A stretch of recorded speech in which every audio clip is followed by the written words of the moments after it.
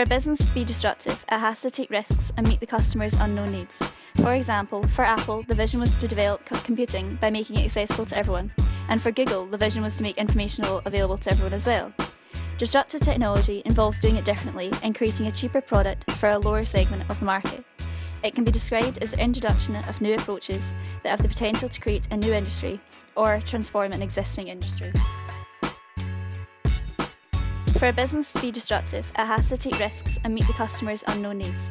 For example, for Apple, the vision was to develop computing by making it accessible to everyone, and for Google, the vision was to make information available to everyone as well. Disruptive technology involves doing it differently and creating a cheaper product for a lower segment of the market. It can be described as the introduction of new approaches that have the potential to create a new industry or transform an existing industry. Stakeholders are anyone who is a direct or even an indirect user of the business. There are many different examples of stakeholders. For example, owners, banks and creditors, employees, media, competitors and governments. There is often conflicts between the stakeholders, which ideally they should come together, discuss the problem and come to an agreement that is beneficial for all parties involved. However, in reality, the stakeholders with the most power will come out the victor from the discussions.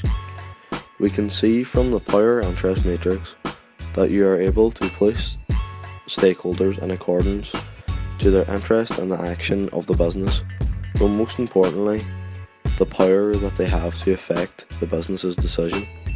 An example of a business's negative impact on society can be seen with Apple in China, where employees work up to 16-hour shifts and work for 18 days in a row despite requesting time off.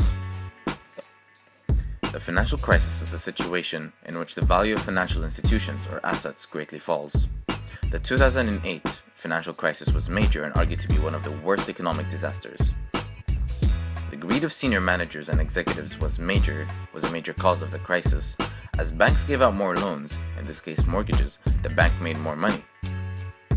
31% of the loans given out were to the housing industry, which pushed house prices up very quickly.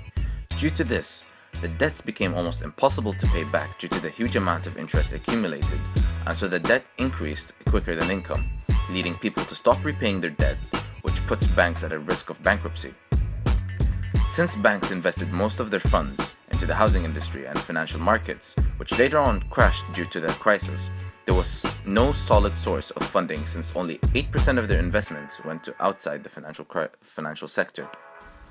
CSR is the voluntary social and environmental actions that businesses take into consideration when carrying out business practices.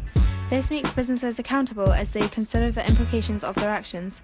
This is because stakeholders, especially customers, can influence businesses depending on whether they are satisfied with their activities and the way that the business operates. An example is the Walt Disney Company giving earnings from several of their movies such as Earth to charity, which reflected on an increase in profits.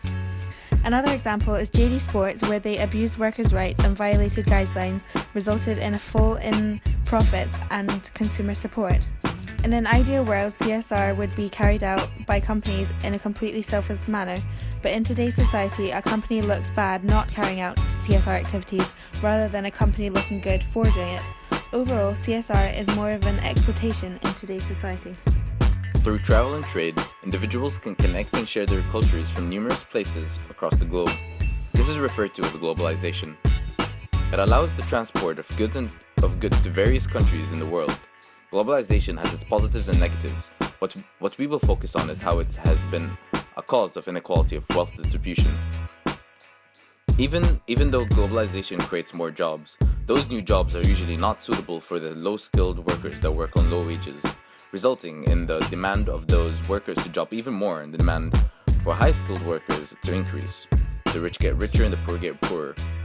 Furthermore, globalization may create more opportunities for one sector of labor force, which increases that sector's income.